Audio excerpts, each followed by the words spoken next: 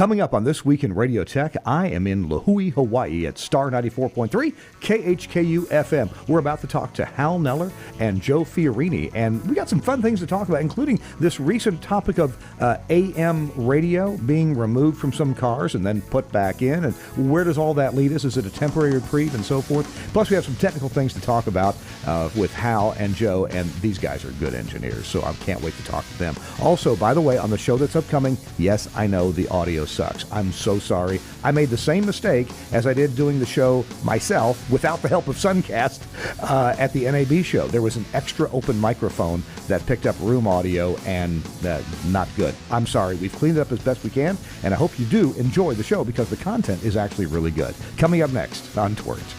This Week in Radio Tech is brought to you by Broadcasters General Store with outstanding service, savings, and support. Online at bgs.cc. By Broadcast Bionics with the Bionics Studio, including talk show control, social media, and visual radio. Broadcast Bionics brings exceptional audience engagement to radio and TV.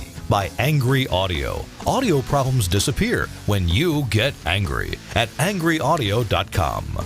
By Nautel, worry-free transmission you can count on with outstanding control, reliability, efficiencies, and Nautel's unmatched 24/7 customer support. Online at nautel.com. And by Max Connect Wireless, prioritized high-speed internet service designed for transmitter sites and remote broadcasts.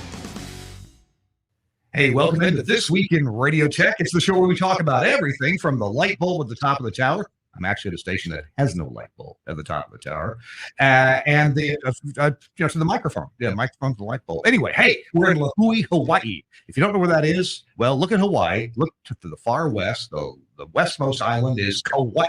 It's the one that's getting smaller because pieces of it are falling off into the Pacific Ocean, while the volcano is building bigger island on the big island. And we're doing This Week in Radio Tech here from Lihue. We're at the studios of Star 94.3 KHKU, which is kind of stands for Hoku, which is the Hawaiian word for star. I'm Kirk Harnack, delighted to be here, and I've got not one, but two great guests here with us, engineers who are going to talk about all kinds of things to engineering. Yes, I got laid. I got laid a couple days ago, and still wearing the remnants of that. Big appreciation to our advertisers, Nautel and BGS and who else? Oh, and Max Connect Wireless and Angry Audio, all great sponsors of This Week in Radio Tech. Now, let's get the wide shot. This is my high-tech wide shot right there, and now we'll switch to the wide shot. Look, here we are in the studio with the star over in the corner. Ladies and gentlemen, it's Hal Neller. Hal, raise your hand. And also Joe Fiorini. Hey, Joe. Good to see you guys. We're going to switch to two shots. But I wanted to give you a view of what the studio actually looked like. Probably somebody will come through that door during the show, so I'm sure that'll be exciting. Even though we have a light. Yes, we do have a light. It's on. Yeah. We're actually here. I'll show you. We're actually using the audio console from Axia. It's the little Axia Radius console here. And so there we go.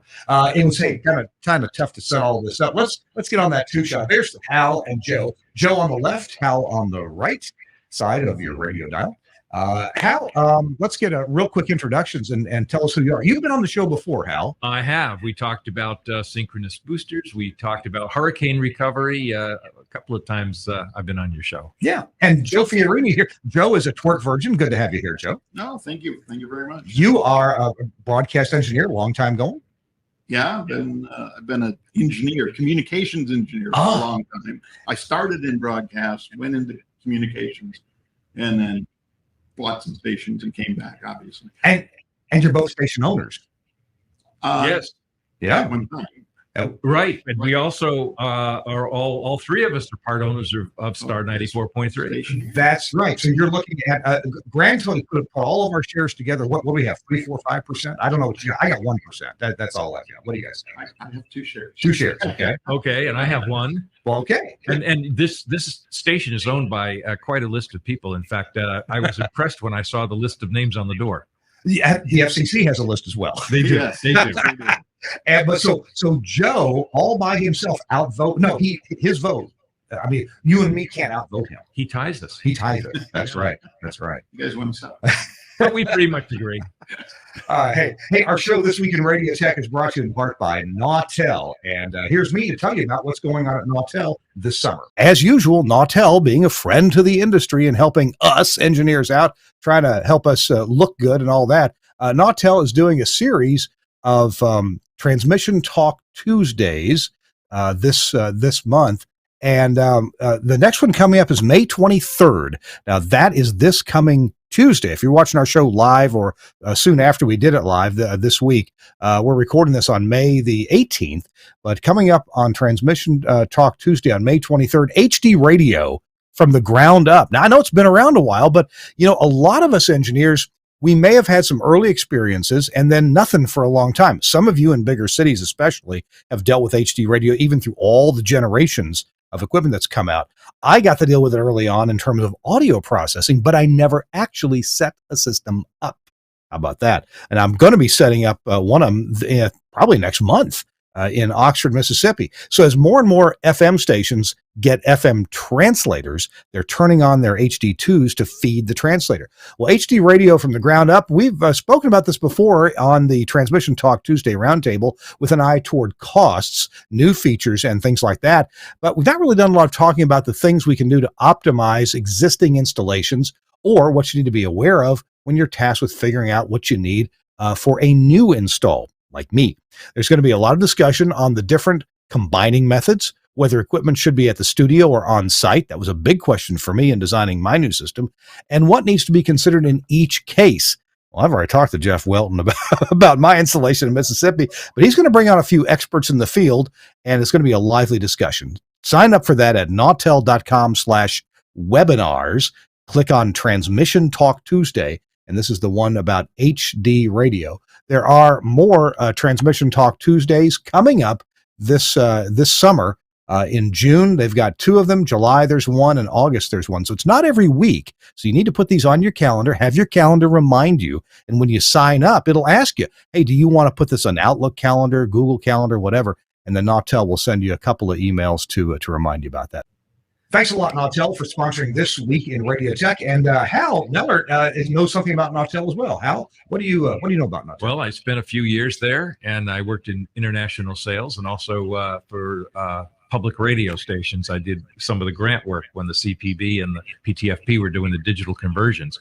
But I was very impressed when the VS series came out because that was quite a mousetrap. There were amazing features that had never been put into one box before. You had the RBDS encoder. You had the optional audio processor. It had the web interface. It had all kinds of internet capabilities to send out alarms. To they had something called Phone Home Nautel, so that Nautel could actually see what was going on with your transmitter if you needed to troubleshoot.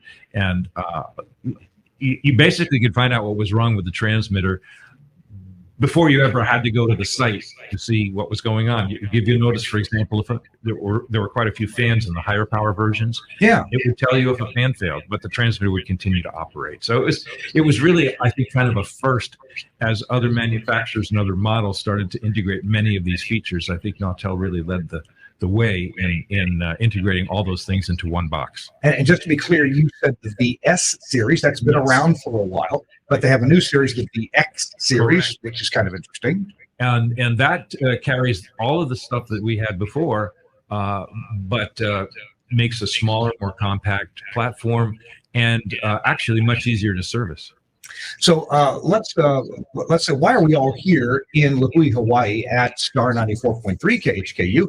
There was a little conference going on, and it's not a secret group, but it's they kind of keep some information internally. It's a bunch of station owners, typically called the International Broadcasters Idea Bank. And you guys are members of that, yeah? Right, about 100 members. Mm-hmm.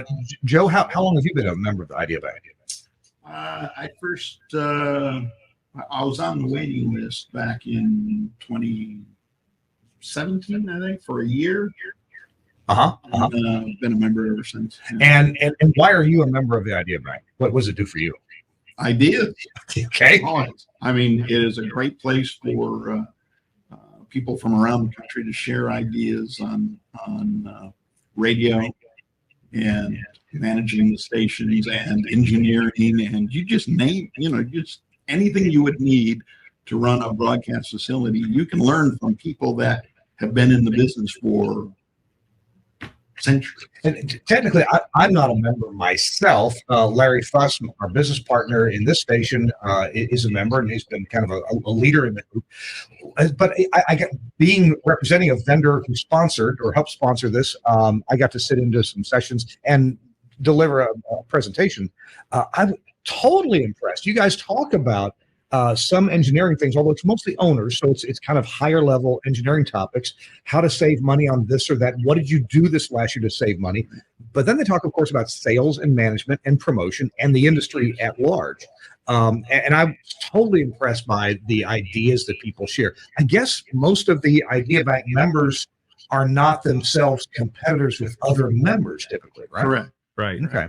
So it doesn't bother to share ideas as to, hey, here's what we did last year that made us a ton of money. Yeah, exactly. You find a lot of mentorship. Yeah, that's the best thing about it. I mean, because they're not afraid to share what they're doing because we're not direct competitors anymore. I thought, let's go ahead and tackle this topic that was in the news while we've been here in La Jolla, and that is the whole topic of AM radio and electric vehicles, or EVs. We know that some companies, like BMW, I think, announced some time back that they wouldn't have AM radio receivers in their EV cars. I don't know if Tesla had made such a Tesla took it out. They did let people know, but they took it out from cars that had it in there. Mm-hmm. When they did an update, they eliminated AM. So the news that came down in the last few days was that Ford was going to eliminate AM from their EVs and put the industry kind of a buzz. What were your thoughts when you first heard that? Well, it wasn't just EVs. In Ford's case, it was going to come out of what they call ICE, or internal combustion engine vehicles, as well. Really? So that was much bigger than just EVs. Oh my goodness, I didn't realize that. Then there was a lot of buzz in the industry. It's not an election year, so somebody posted a lot of comments that are, I don't know what the word is, negative thinking for the whole radio industry. Like, guys, of course they're doing this. We haven't been doing our job in providing worthwhile programming on AM, and the FCC and all their AM revitalization for the past 10 years. Well, what's that really amounted to? I don't know. So I guess some people say, well, AM radio industry, you had it coming, and you're going to see more of this. But something turned it around. This guy seemed to think, well, NAB called some politicians called Ford, and then Ford made it. What did you see happening in the days of uncertainty, the past few days, when it looked like Ford was going to do this? There was a lot of public comment. I mean, each radio station that I own, we push that point, especially on our talk station.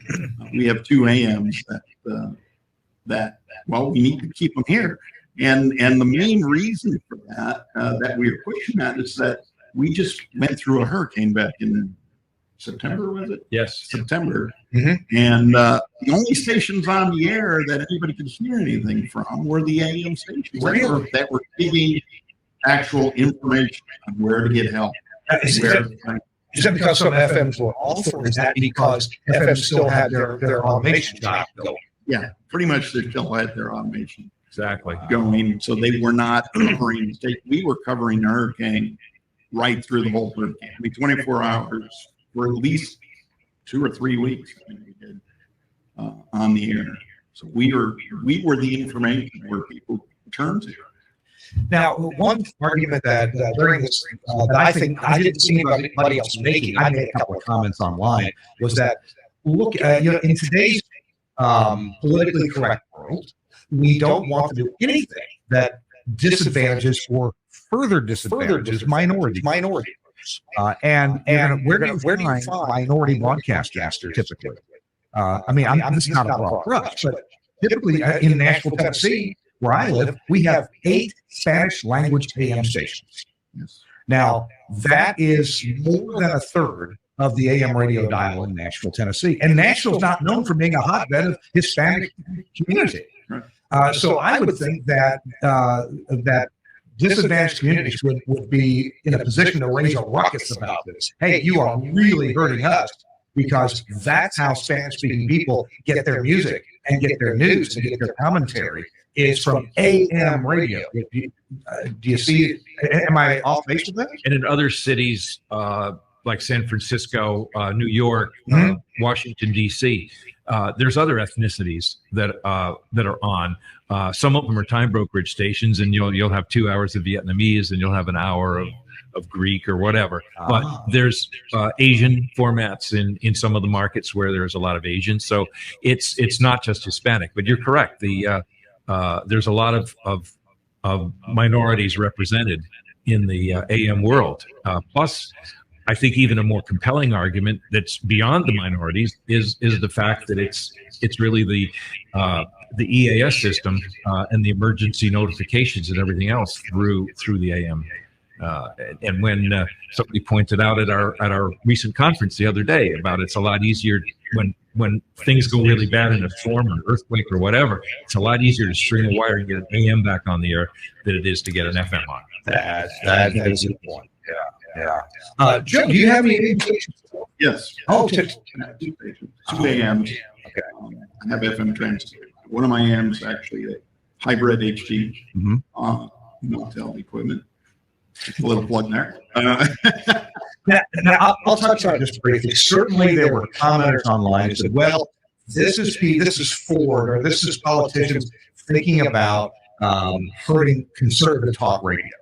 And I thought, well, you could go there, and I'd almost be willing to go there, but there's enough technical and statistical data for a company like Ford, like BMW, like Tesla to say it's just too difficult, and it's not worth the expense and the difficulty. Now, I have a little bit of problems with it not being worth the expense, but hey, if you save $10 worth of components over a million vehicles, well, that'll pay for a couple of. It turns out it's a software update. Right. Well, it's a software. It's good for the interference. Yeah. So, and I don't know. Tom Ray, our engineer friend Tom Ray, made some comments about. Well, he has done work on a lot of cars himself to get rid of impulse noise, and I don't know if it's the same solutions for AM and EV, or if you actually need to do some things around the motor itself, or among some of the circuits that may produce a whine. The CPUs create hash in the cars. Okay. But that's true in ICE cars as well. There's a lot of computer stuff in ICE cars as well.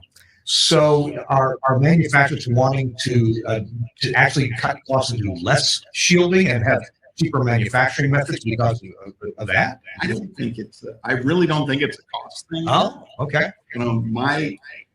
It's my opinion now. Yeah. So take it for what it is. Yeah. My opinion is, and they've kind of shown this, is that they want a subscription model. Ooh. So they get. So you have to subscribe to get. If you want AM in your car, you got to subscribe with us. So they're going to get this monthly fee for it. That's my take on it. That's an interesting take. Although in this whole world of subscription models, there's generally a free option. If you think about software or phone plans, wouldn't be a good comparison. But there's generally some way to get something free, but it's lower quality. It's good enough for maybe what you want to satisfy some people. Remember back with the phone company when a touchstone phone cost extra, like $1.50 extra a month, just to have touchstone. But you could have an old phone that didn't cost any extra per month. I'm wondering why can't the industry, and I hate to put the radio industry in the position of we're the free option because we're not as good. No, we're the free option because you have to listen to ads, or you have to donate if it's public or supported radio. Isn't that model a good enough reason to have a free option in the car? Or are they thinking everybody's going to pay for every note of music ever to come out of their speakers? That is a very good question. I can't answer that one at all. Well, a lot of the platforms they have in the car are free. For example, the streaming options. By that, I mean, you can get TuneIn in my car. I have a Tesla. Sure. Yeah. Well, that's true. But my point is that SiriusXM gives the car manufacturers money. Yeah. They've been subsidizing car radios for years to get their platform in there. AM and FM, of course, doesn't subsidize them, but then are they getting money from CarPlay and these other streaming platforms that are in the connected car? I don't know, but certainly I've heard the argument that, well, Sirius XM won't be going away because of the money factor, and if AM goes away, FM could be next. Who knows? But certainly FM has a significantly larger listenership than AM does. But that doesn't exclude some of the other reasons we've discussed already for having AM in there. Yeah. So one of the other arguments is also, well, you can get, your AM on TuneIn, on some other internet reactive receivers. Right? Well, the problem with that is, and this is a real world problem. Again, going back to the emergency thing, when the storm came through, the cell towers were down. And even now, when I'm driving around, there's times when I lose the station. I don't get anything for minutes or more. Especially in more rural areas. Right. So it's not replacing the AM radio. It's not replacing the FM. And if anybody tried to use their cell phone after a storm, even if the tower were still up, you may see bars. Yeah. But there's no bits left. Yes. So you're not getting anywhere.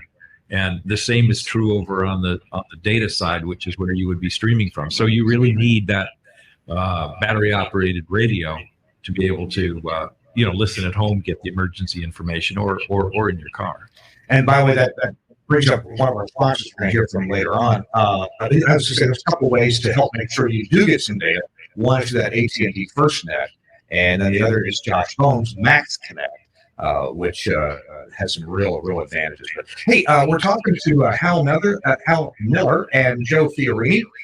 They are here in Lahui, Hawaii. And we're at the studios of Star 94.3 in Lahui. It's This Week in Radio Tech, our 645th episode. We're actually recording this on Wednesday because a lot of these guys are going to Pongo Pongo, American Samoa on Thursday. And so we weren't able to, I think, these guys won't be here, and let's talk to them. Our show is brought to you in part by our great friends at Broadcast Bionics. We'll be right back. Camera One from Broadcast Bionics. Designed to bring video to your audio content, visualizing radio and podcasts for social media. Camera One can automatically create, capture and brand professionally switched video for live streaming or upload, making your production shareable. Control and configure using a web browser on any device. Camera One is available as a 4-camera or 8-camera system using the Blackmagic A10 Mini range, including the A10 Mini Extreme. You can use cameras to suit your studio and your budget. You'll need one camera for a studio wide shot and usually one camera per microphone. A standard multi-channel sound card or IP driver monitors audio from each studio microphone, and we work natively with Axia systems. Ideally, this will be a post-fader feed from each mic, although you can use pre-fade audio or a mic split if that's all you have available. These audio levels are used to intelligently switch the video feed when each contributor is talking. You can also group microphones together into one shot and use the audio from a mixer's aux bus. You can use Camera One's auto switch feature, or disable it and switch using the on-screen buttons or the buttons on the A10. Recordings can automatically start when you tell the system you're on the air. This on-air indication can be linked to your studio's red lights via IP or an Avantec Adam GPIO interface. You can quickly browse all the videos that have been automatically created during your broadcast, download them and post. Camera One is a user-installable system. You'll need a good spec Windows 10 PC, i7 with plenty of storage and 16 gig of RAM. It's better if this machine isn't used for anything else. Remember, you can control the software in a web browser on another device on your network. Camera One, a thrifty way of creating scroll-stopping video from your show or podcast from Broadcast Bionics. Thanks a lot to Broadcast Bionics for sponsoring This Week in Radio Tech. And I don't want to keep saying, but we're going to have Dan McQuillan on with some really interesting news and a demonstration of his virtual rack system. And it makes virtualizing with containerized technology really easy, not just with containers from Telos Alliance, my employer, but also from some other manufacturers as well. I really believe that this is the future because the IT industry is all over this, and Dan has made this easy. Hey, it's This Week in Radio Tech. We're recording this on Wednesday, May 24th. It is around lunchtime in La Hui, Hawaii, and that means you're having dinner at this time on the East Coast, or maybe you've already finished. Maybe you've already passed the cocktail hour, and you've moved on to something else.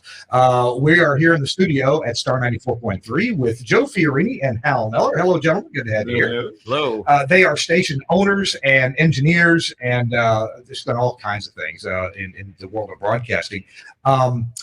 Joe, I'm a little bit interested. You told me earlier that you had been in the communications engineering area. Right. Was that like two-way radio sort of thing? Or? Two-way radios, the first version of cell phone. Oh, wow. Yeah. Yeah. Prior to cell phones, the IMTS phone. Oh my gosh. Analog stuff. Yeah. So So what's the elevator pitch story about how did you find yourself in broadcast engineering and then ownership? Oh, so in high school, we had a radio station, and I was actually a program director for 2 years at that high school station, and I was always interested in electronics, so I went and got my first class ticket, FCC license. For those of you who are unaware, it was a required thing to work on anything that had RF. And tell me about first class licenses, Grandpappy. Yeah, exactly. So I was always interested in radio, and I wanted to get into radio, and I left. When I graduated from high school, actually just before I graduated from high school, I went and worked for one of the local stations and worked there for about a month. And he sold the stations. Oh, and people came in, fired everybody. And so I said, well, where can I use my license and get work right away? And that was the communications field. Okay. So that's the short story. And then as the years went by, there's a whole lot of other things that happened through the years. I actually became a cop for 20 years and got into computer forensics. And while I was doing that, I said, I want to get back into radio. So I bought a radio station. All right, I've got to stop you there and ask you more about this line of computer forensics. That is to sound so, because on these CSI shows, they do these things, and sometimes they do things that no, that's not real. They can't do that. Or maybe I see things, well, that's a pretty good idea how he went and found that. So what did you find fascinating about computer forensics? You can't hide anything. You can't. It doesn't matter if you erased it. There's so much information on any computer device that if you know how to extract it, you can get that information out. It doesn't matter if it was erased 3 years ago. It's more than likely at least a portion of it is still on that hard drive or device, that memory device. So you learn how to dig into those areas of the computer that normal people don't dig into, don't have any idea even exists out there. So a lot of information there. And as things went along, we started interfacing with people like Google, and your cell phone knows everything about you. So we are doing cell phone extractions, getting things out of cell phones that people didn't even remember they had on there. And it basically solved a lot of crimes along the way. My specialty was in the crimes against children, internet crimes against children, which it wasn't a fun job, but I got to put some people away, and that makes it worth it. So would you say that you had some job satisfaction in putting creepy people away? Absolutely. That was the whole motivation behind it. Yes. Gotcha. Well, Hal, I want to stay on the computer forensics for just a second. Let me get my camera straight here. There we go. Are there things that you learn in computer forensics that you think are basic that a broadcast engineer / IT person should know? What might you have found out that would be helpful to a guy like me in my everyday job as taking care of engineering IT for some radio stations? Well, I guess just being able to go in there and get things that you think you lost. That's probably a big one, because a lot of people go, "Oh my God, I just erased that. Where'd it go? How do I get it back?" It's possible. You can do that. I mean, you got to know how to do it, but you got to know where to look. But there are so many different copies of most everything that you do on a computer that it's going to be in there somewhere. Are there some programs that you use that would be available to the general public as opposed to police departments or There FBI? are some programs out there that don't do quite as good of a job. Where, as a matter of fact, when I was learning that subject, we used readily available programs, and then we learned how to dig into it from there and actually parse the information out separately and actually find the strings of code that represented that picture or that message or that software. So you just got to know how to do it and dig into it. So it sounds like there are breadcrumbs everywhere. We use it, and we think of our phones as maybe a bit more ephemeral, but you're saying they have a lot on them as well. Yeah, you can if you have law enforcement access. And again, it's not specific to a phone, so you got to dig through a lot of information that you can get from the carriers. To find it, you got to do a lot of digging because, of course, the privacy thing. You don't want, people think, oh my gosh, that's a privacy violation. Well, it's not, because law enforcement gets this big fire hose of information, and then we got to go through manually and figure out where this is coming from. If you're going to do bad things, is it a good idea to use a so-called burner phone and throw it in the lake when you're done with your bad business? I don't think that works. Honestly, really, because that information is still there. I mean, it's in the tower sites. Oh, if we as law enforcement find that phone number, you called somebody and it's on their phone and we know they're connected to you. Whatever. Oh yeah, of course. I mean, there's so many different ways to do that. Or we can find that information and narrow it down to this phone and figure out where that phone came from. So and certainly we've seen from our own government and hearings and things in the last few years, if you send the text and you get rid of your phone, well, guess what? It's still somewhere else on somebody else's phone and maybe on a server somewhere too. Yeah. Depending on what service you use to send it, yeah. But most of the time you're going to find it on somebody else's phone. Wow. All right. Hal, you've been very, very quiet here. Are you being polite or are you under indictment? No, I've known Joe a long time.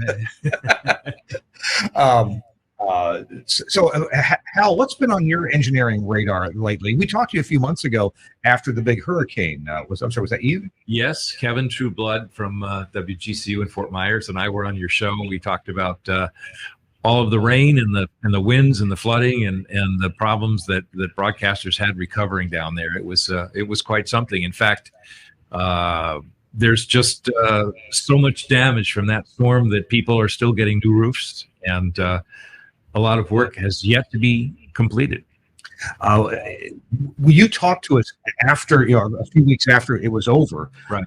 And I'm not going to ask you to see if any further thoughts you had from that time. But this morning, both of you saw some slides, some pictures of the tsunami over in American Samoa from a few years back. Yeah, we did. And we ended up not being able to be in our building for a week and not even having running water and toilet service for quite some time afterwards.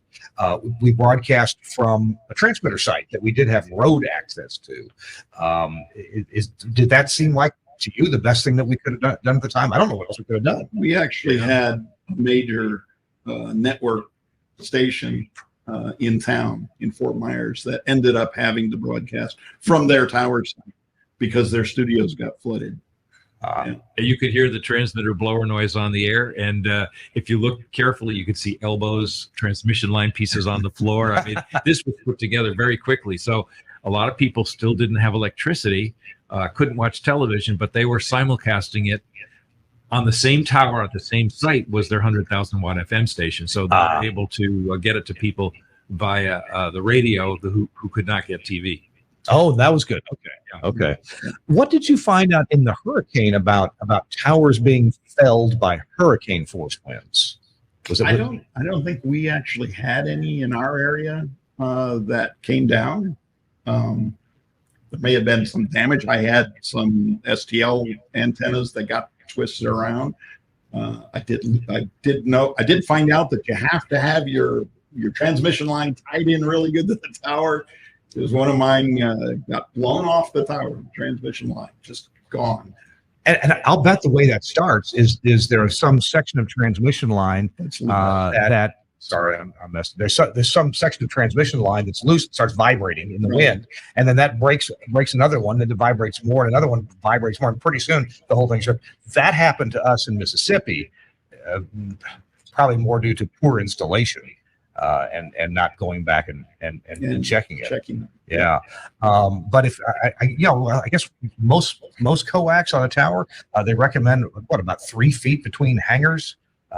Pretty frequent. And you think, well, this is way too many hangers. But no, it's there. It's vibration. It's not just generally falling off. That's the last thing that happened. Right. Yes, there was antenna and line damage. I don't know in our area that we lost any broadcast antennas. I'm sure some other towers did go down in the storm. And another thing that we learned, and this was actually mentioned in our meetings over the weekend here, internet is not necessarily your friend in a situation like this, because I know we have 2 internet connections at some of our transmitter sites just for redundancy. Both were down. Yep. So 950 SDLs, assuming the antennas didn't blow off AIM. We had that too. We've got stiff arms now on some antennas that did not have stiff arms before. But the 950 would survive, assuming the antennas are still working. Whereas I think it was close to a week before we got our internet back. Yeah, well, up in Arcadia, up where my country station is, it was about a week. In Port Charlotte, the same. And that was 2 different services. So same thing. We had in Port Charlotte 2 different services, and they were both out. So we had no way to feed that transmitter at that particular point. That's interesting. Normally having 2 internet providers at a location keeps you pretty safe. Of course, I'm curious, in your case, when both internet providers were out, did those 2 providers have a commonality, like were they on the same telephone poles? Or no. Wow. No, their systems were down, and one was a DSL, and the other was a business grade internet connection cable. Type system. Yeah. Neither were fiber. Fiber's not available at that particular site, so we've never had both of those services be down before at the same time. Gotcha. Yeah, but trying to call the internet companies on the phone during that time. Oh, good luck. Yeah. I finally reached somebody who was, I think, in Idaho, in a call center, and they said, "Yeah, we have no specific time estimated for return of that particular service." Yeah. So it was beyond their capabilities to really know. So it sounds like the best case scenario is if you can transmit from the transmitter side, assuming you can have power there. Obviously, then you have no STL. Exactly. That's true. Yeah. That's true. But this happened to be in a situation where they were as a studio in Sarasota, and there were 5 different transmitter sites all carrying that same program. So it was out of 950 STL range, about 40 miles from Sarasota, and it's just, there was no other way to get audio to it. We did find eventually a wireless provider that did have connectivity, and we connected to them and got it back on that way. Yeah, actually, that's how I got my FM translator that's on my AM. My AM stayed on because of that. The AM transmitters at the tower site, at its tower. The translator was on this other tower when I lost the transmission line. The way I ended up getting it back on is there's a spare antenna on the tower, which is good. Put that on there, and then I used Max Connect actually to get a signal to that site. One of the things to think about, I guess, the more moving parts you have, the more something can keep you from being on the air. on the one hand, AM and FM. Well, they both involve towers, but the FM involves something that's also on the tower. And you just as you mentioned, transmission line can, if it's not put on right and maintained well, certainly can vibrate and eventually break off. And I guess we've all had that happen now. With AM, the whole tower would have to come down. And as we discussed off camera, a long wire could put you back on the air. So let me ask this question about long wire. What does an engineer have to know in order to make a long wire work? And let's consider that you don't have a tube transmitter, you have a solid state transmitter. I've done this before, and just by the skin of my teeth and the grace of God, I was able to get something going without too much reflected power. What's your advice that an engineer, what would he have to know to make that work? Got to be able to adjust the tuning network. Yeah. Because an old tube transmitter would go into a coat hanger, as we joked, but these new ones, you've got to do some impedance matching. It's going to be pretty hard to get a long wire antenna to just luckily match. Well, a long wire antenna, isn't it very likely to have a very low impedance unless you got a lot of wire? And maybe I'm overgeneralizing your opinion, too broad a brush, but my experience has been that you're trying to match into a really low impedance, 4, 5, 10, 12 ohms, I don't know, something like that with a long wire. Well, the amateur radio community has been doing that forever. Oh yeah, of course. And they got it down to science. I mean, that's kind of how I ended up getting into amateur radio, was learning how to do stuff, how I can broadcast around the world from a piece of wire hanging out, between a tree and my house. So, well, except for the 160 meter band, though, we're talking about generally a lot higher frequencies and a much shorter wavelength. Right. So I mean, there's calculations you can make on the length of the wire, provided you have the wire, and then if you've got a good output tuning network that you can adjust, you can usually get it to a point where it's gonna work. It's not gonna be the best, but it's gonna work. We have an OIB, so we could put it on there and try to get it close. Right. And I'll throw the big word. That's operating impedance bridge. Yes. For the few newbies out there, what is an OIB? I just said what it is, but what does that actually mean, an operating impedance bridge? You can put power from the transmitter to the antenna through it, and you can read the impedance and the reactance simultaneously. Of the load. Okay. And you want to get to, in typically 50 ohms with no reactance. That's perfect. You don't have to get it quite perfect, but with these newer transmitters, you need to get it close. Some of the newer transmitters do not have tuning and loading controls on them. Right. So that means that you've got to do all of that work either by, how you're feeding the antenna or by adjusting the tuning box to match.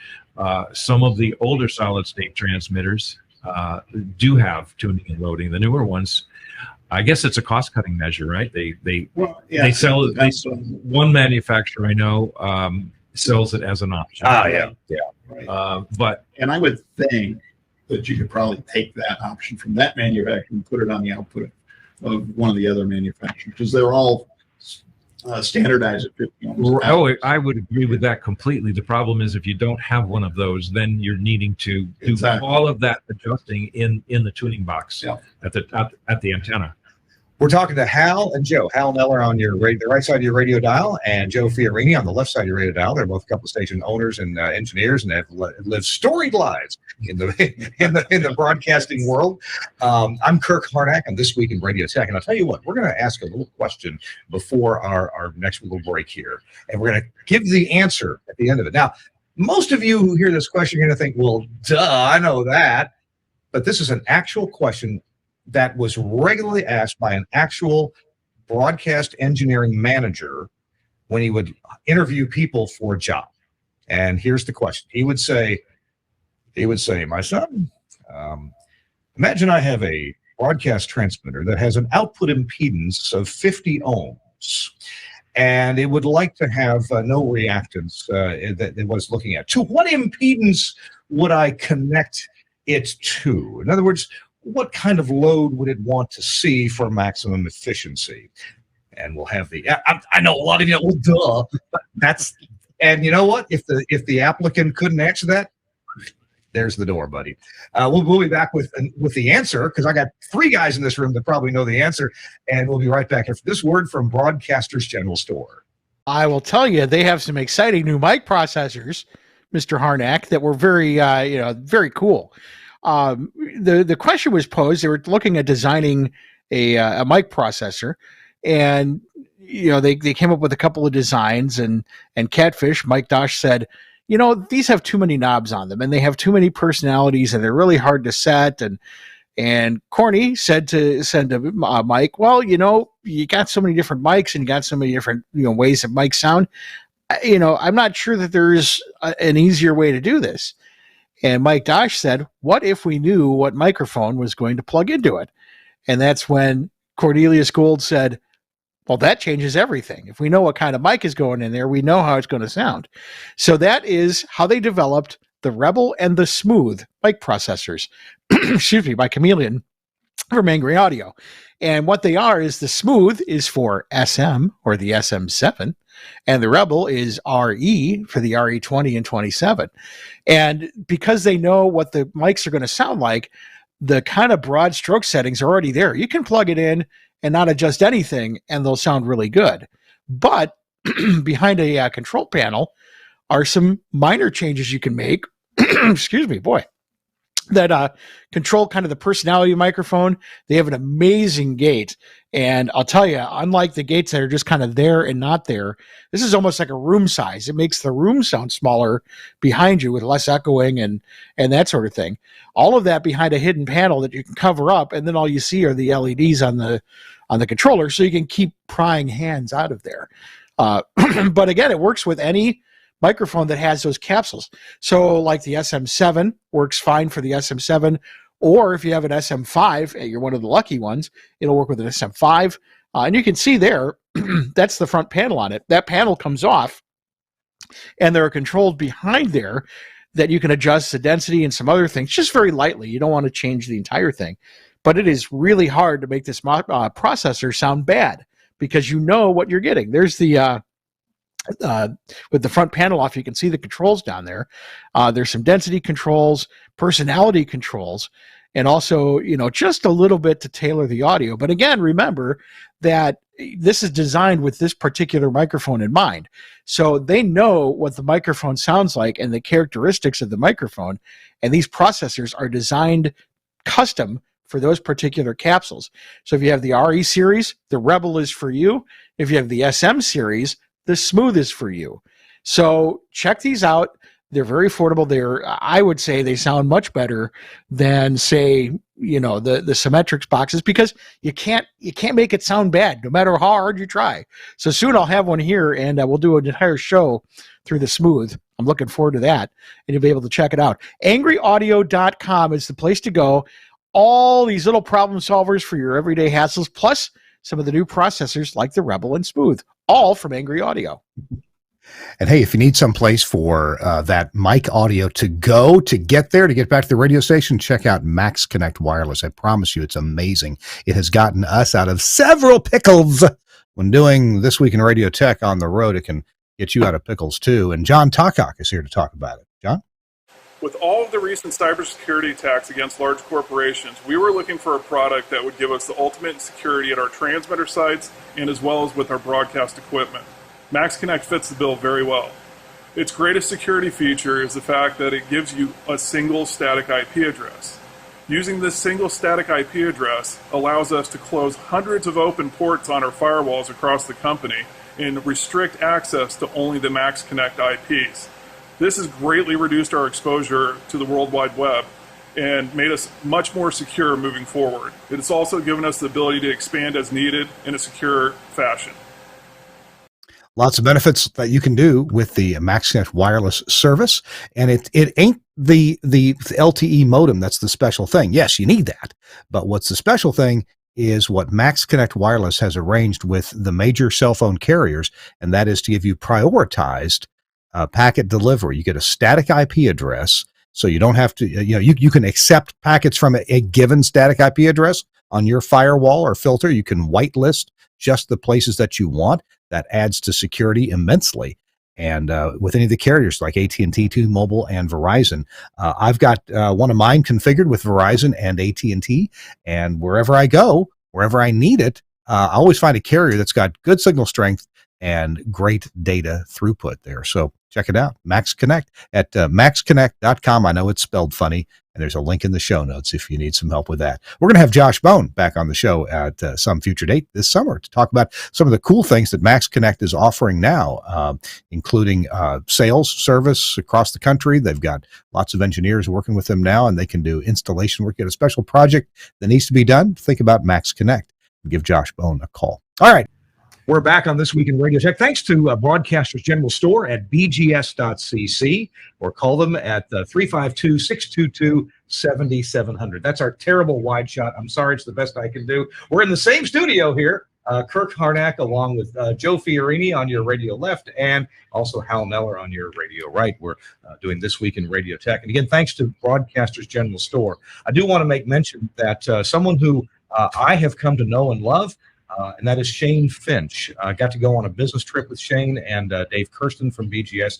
Well, Shane unfortunately passed away a few days ago, and arrangements are still getting made. But a lot of you knew Shane Finch either from Enco, his days there, or with Music Master. Also, he was an on-air personality, and that's his personality shone through on the air, but also just in managing a business like BGS and dealing with customers. And I tell you what, I really grew to appreciate Shane. And I thought maybe I'd give Joe and Hal just a moment to also mention if they had any interactions with Shane Finch.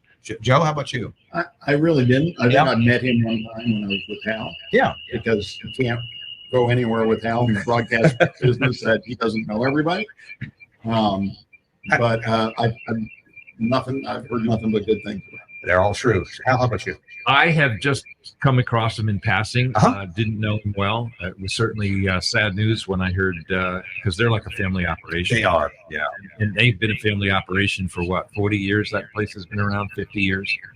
If you happen to follow me on Facebook back, oh gosh, I'm sorry, I forget the date, but it was earlier this year. Maybe it was in March. It was before NAB. We made a trip together to New York City. Dave Kirsten, Shane Finch, and me. Also my wife was along, and got to see a lot of cool radio stations. And there's some pictures on Facebook of Shane. I'm sure people have posted plenty more. Well-loved broadcast community. Very sorry to see Shane pass, and Godspeed to Shane. Thanks a lot again to Broadcasters General Store for weathering through, soldiering through, and being there for us engineers and broadcasters whenever we need them. All right, we asked a bit of a trivia question, and actually, it's not just trivia. This question was asked by a well-known broadcast engineering manager, director of IT and engineering. I don't know if I should say it. Well, yeah, I'll say his name because everybody. And this is totally expected. Tom McGinley. Tom McGinley, some people know him as Magoo. He worked I met him in Baltimore when he worked there, but then he moved out to CBS Radio on the West Coast in Seattle, and now he's in Missoula, Montana. And Tom had this question for anybody applying for a job with him, and that was, to what impedance would I connect a transmitter that had a characteristic impedance of 50 ohms and J0? And Joe and Hal are here with a stab at the answer. What do you think, gentlemen? I think it's probably 50 ohms. 50 ohms. J0. Pretty much. What do you think? Yeah, you want to match it up, don't Plus you? or minus a small amount. Yeah. And okay, so what is the reason that we connect? We know the characteristic impedance of the source, that would be a transmitter, and we want to connect it to a similar characteristic impedance. And why is that? Maximum power transfer. Yes, exactly. And we may be able to adjust the characteristics of the antenna, or the manufacturer could, but the transmission line, that's pretty fixed. And we need everything to be the same characteristic resistance and impedance all the way through. Do I have that kind of right, gentlemen? Yeah, absolutely. Okay. Yeah, and we've sort of narrowed it down to 50 ohms now, but you have the open wire lines. Right. In the old days. A lot of stations were built with 75 ohm line for whatever reason years ago. Pretty much everything's 50 ohms now, unless there's some old system still kicking around. And I remember hit the wrong button again. There we go. You remember the whiskey cup adapters to adapt. I forget, from 51 to 50 or 50 to 51 or 51.5. The RCA line. The RCA lines, yeah. There was some that was 51.5 ohms characteristic impedance because those were the stock sizes available that were easy to find in the industrial manufacturing world. And so they just used that pipe to make transmission line. But at some point, someone says, let's just make this 50 and we'll make the line for us. Right. All right. Well, some stations that set their common point a little bit off, 54 ohms, because you could do 10 amps of common point current, for example. Oh, instead of fine. Oh, so the numbers were nice and round. So yeah, exactly. Okay. Exactly. Okay. Wow. And the transmitters in those days didn't care. That's true. Yeah. Yeah. But today they do. I don't know the answer. Why were tube transmitters maybe more forgiving of what you connected them to than a solid state transmitter? That's a good joke question. Answer that, Hal. I was kind of out of the tube end of things for a long time. Yeah. Well, is it because tubes could put up with a lot of reflected power, and solid state devices are like, no, I don't want that. No, I'm giving you all I got right now anyway. I don't want any back. It's a good guess. Yeah. Yes. No returns. Yeah, the tubes had a lot more tolerance. For example, if you short-circuited a transistor circuit that wasn't well protected, that transistor is going to blow instantly. Yep. You do that to a tube transmitter, and the tube will start to get red, but you've got some time. It's not going to snap it right on the spot. That's a good point. Hey, we were going to do a little talking about something that comes up a lot. It's been one of my topics for years, and that's audio over IP, and how that, it was almost 20, it was 19 years ago when my employer, Telos Alliance, introduced LiveWire audio over IP. Now, at the same time, Dante was being developed in Australia, and they were about 6 months apart in the development, and they were hitting different markets. Audinate, the owner of Dante and that protocol, went after the much larger professional sound market, which is different than the broadcast market. And so Telos, Axia, was going after the broadcast market. Well, anyway, one thing that I don't know if Steve Church foresaw this, but he had a dream of every audio device having an Ethernet jack on it and the audio just flowing over computer networks. And to a large extent, that's what happens. Yes, the computer network's got to be right.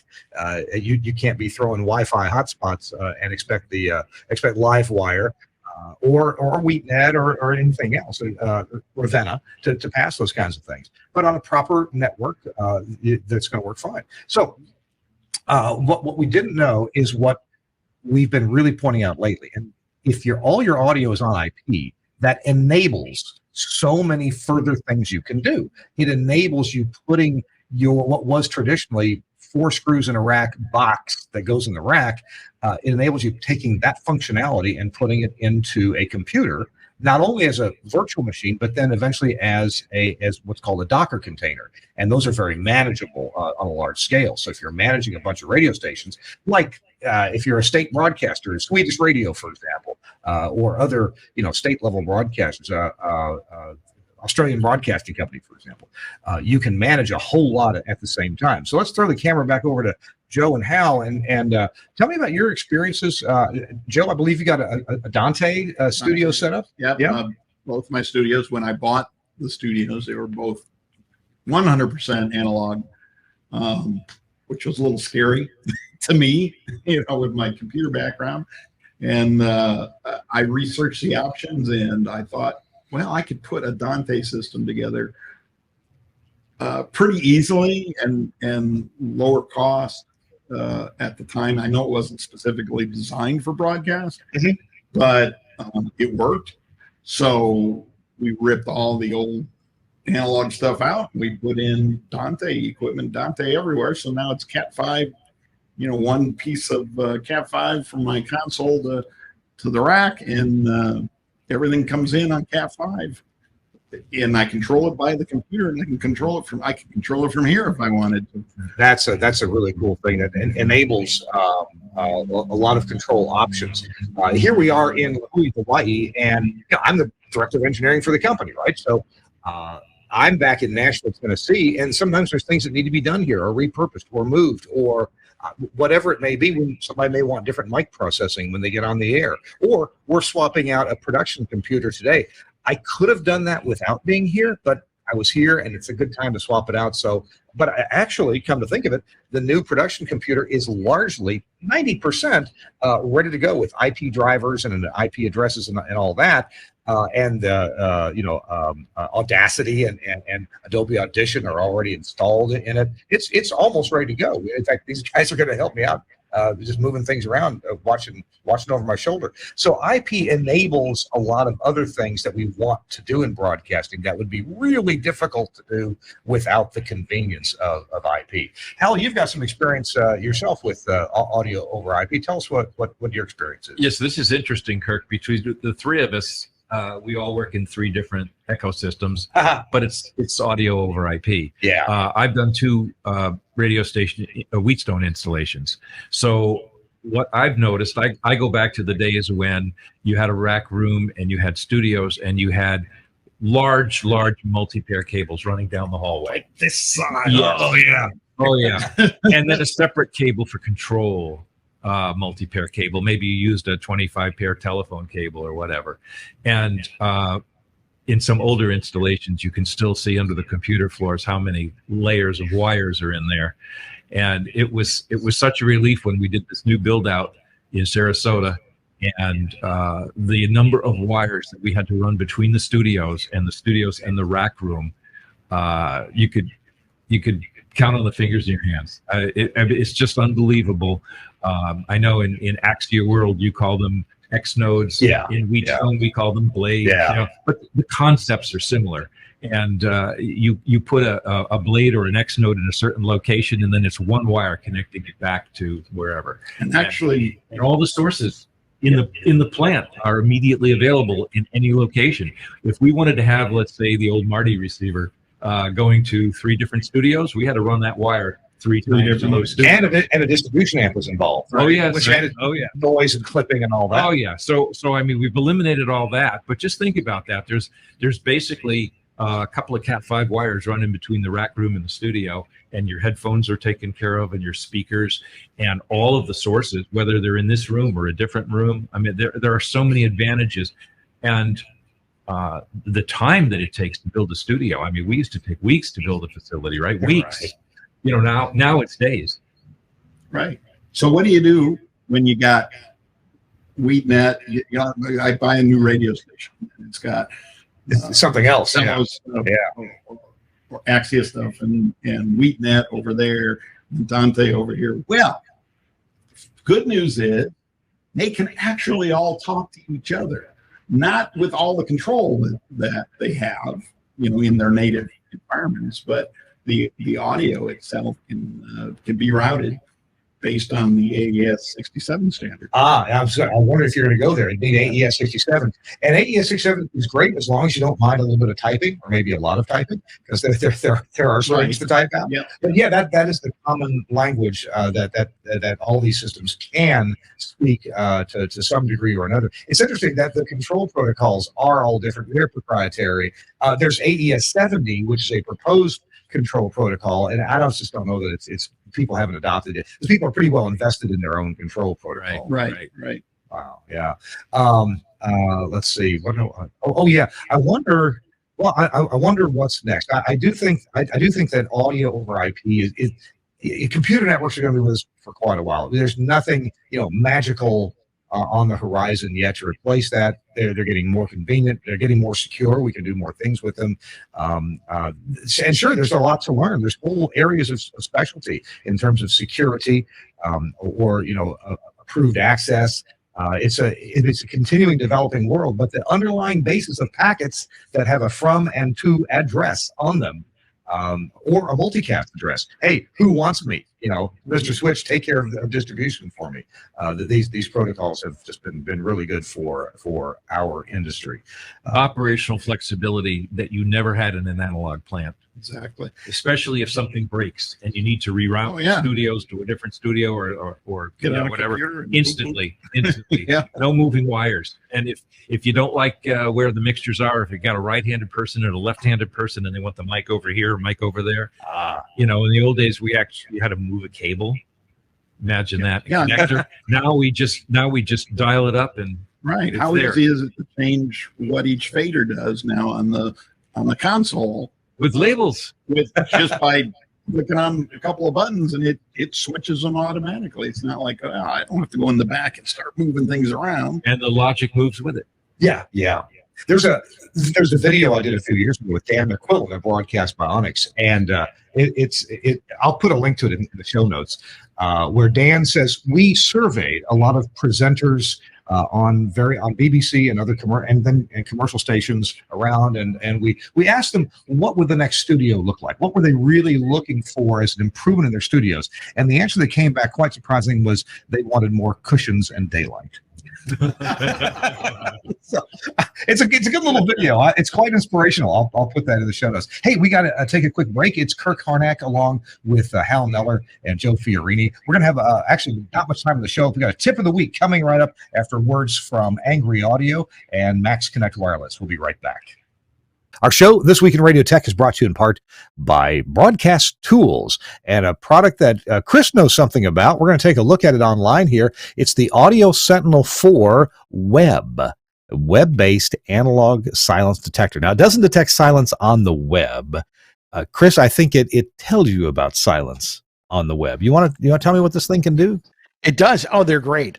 Basically, you plug in your audio and it will monitor all of your channels. You can do either 4 stereo pairs, 8 mono pairs, or anything in between.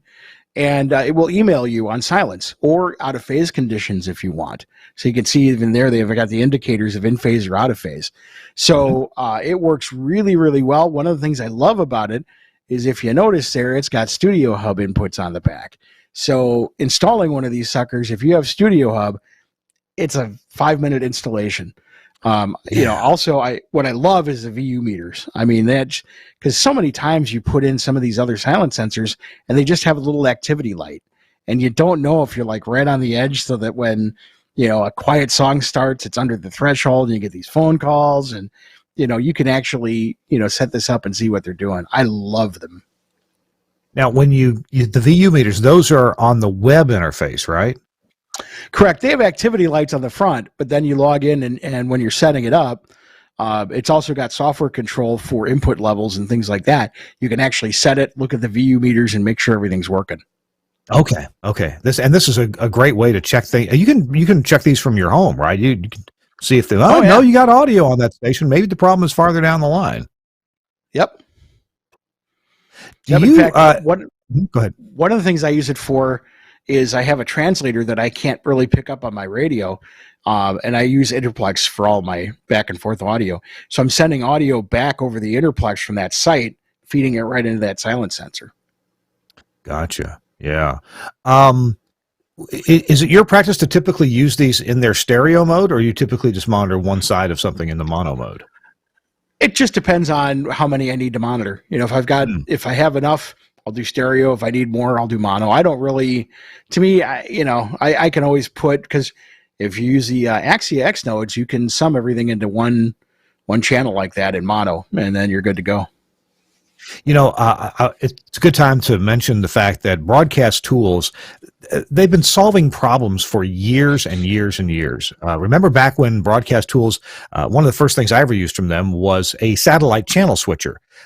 Back when maybe our automation system only had one satellite input, or our audio console only had enough room for one audio input from the satellite, and we had to choose different channels from the satellite, or maybe the receiver itself. The satellite receiver just had one output instead of oftentimes you got 4 now on many of them. Point is, by serial commands, you could typically tell the satellite receiver to change to different channels. So when you were changing programming from one show to another, a lot of times you have to change channels, and Broadcast Tools made stuff like that. Well, they continue that tradition, obviously, today. One thing that I'm looking at, and we're going to feature this on a future show, is the Universal 4.1 MLR. That's a web-based XLR switcher with silence and loss detector. And so same thing as Chris mentioned earlier, you can wire it one way, or it's got the Studio Hub connectors on it also, and it's web-based. So Broadcast Tools is really getting into web-based control and monitoring, so that you can do your job easily from elsewhere, and that's kind of where things stand these days. So Broadcast Tools, problem solved. That's their slogan, and it's very true. Their website is amazing because you can go get manuals, download software, get support right there. Read about the Broadcast Tools story and Don Wingett and how he has been the force designing all these products that broadcasters use. So check that out. Broadcast Tools. It's broadcasttools.com is that website. And of course, the place to get this stuff is from Broadcasters General Store, BGS. They're in Ocala, Florida, but it really doesn't matter where they are. They are well connected with web and telephone, and you can give them a call anytime. Well, anytime they're open, okay? And place your order. Get your best price.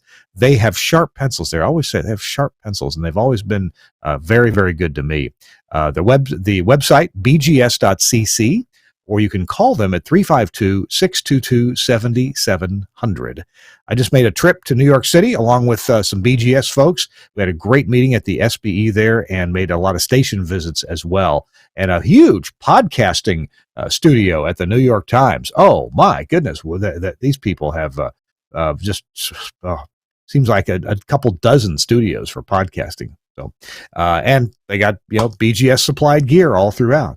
Thanks so much, Angry Audio and Max Connect Wireless, for sponsoring This Week in Radio Tech. All right, we got a final tip of the week here. We were talking during the break here in the studio about, what's a good tip to leave people with, and the overwhelming response was, I'll leave it to Joe Fiorini. Joe, what did we say? Back up everything. Back up everything. Yes, even the EAS box. Oh, I hadn't thought of that. Yes. Oh my goodness, we had a DAS deck here and Sages elsewhere. Right. It saved me a couple of times. So I'll put my version of the tip in, and I'm finally getting kind of good at remembering to do this. I used to remember to back up about an hour after I was told the device had failed, so that didn't really help. But now, when I get done configuring a device, most every device, whether it's an X Node or a Wheatstone Blade or an IP radio, to me that's really important. All these devices, Sage, EAS box.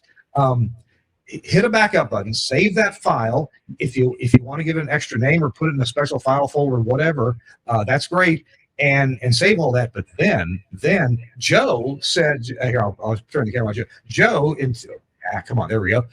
Joe said, I put mine on several computers. Absolutely. And that's brilliant. How about you? I put them on a computer, and I also have them on a thumb drive. Okay. Offsite. Another one offsite. Usually at my house. So because we carry it in my backpack. Oh, there you go. We use Google Drive a lot, and I can access it from about anywhere, the phone or whatever. I have a folder on Google Drive that's for all my configuration backups. You have a folder per station, and then within that folder, it's pretty easy to figure out which device is which. But if I have to have separate folders for different rooms or hey, all my X nodes or my IP radios to do that, I got to tell you, American Samoa, that really saved my bacon. My good friend who's been on the show, Russ Lafferty, was there, and we had an IP radio failure while he was there. He grumbled because he was on the other end of the island. So I'm sorry, I can't help that. But he came back. We had a spare radio, but it was unconfigured. And oh my gosh, this could have taken a couple hours to configure because it's configured for live wire. So it's not just throw it up and hit the right frequency. No, it had some extra configuration to carry live wire to the transmitter site. And it was actually at the transmitter site. So he got up on the roof and hooked the radio up. But before he did that, before he left, it was at the studio on the floor. Before he did that, he hosed into it, and I pushed the backup configuration to that big honking double dish Air Fiber 5. And then he hauled it up to the transmitter site, and we were back on the air. I think grand total time, including his travel time, may have been 3 hours. Now, that's a lot of time, but pushing the backup into it, that took seconds. And it was just about ready to go after that. Any comments on backing up? Any more than that? Just keep more than one copy, that's for sure. Right. Yeah. Some manufacturers, WheatNet, backs up to each blade. It does, but it's still a good idea to have it somewhere else on a computer. And Dante, each device does. So if you lose Dante controller, or the server, then they'll still talk. Yeah. But if you put a new device in, well, you got a device that fails, you're going to have to put the configuration into that. Gotcha. And different, like, and actually, they have something called iProbe, which will go out and find all the Axia devices, consoles, nodes, all that kind of stuff, and tell you what version of software is in there, tell you if there's a new version available, and then back up all that configuration. Yeah, Dante does that. Yeah. So use those. If I'm pointing the camera, use those from the manufacturers. Hey, we got to run. Like right now. It's about time to get out of here. Let me get the overall, get the studio cam here. A wide shot. Okay, click. There we go. I'm producing the whole show myself today. That's a disaster waiting to happen. We've had Hal Neller with us, Joe Fiorini as well. I'm Kirk Harnack, and thank you for joining us on This Week in Radio Tech.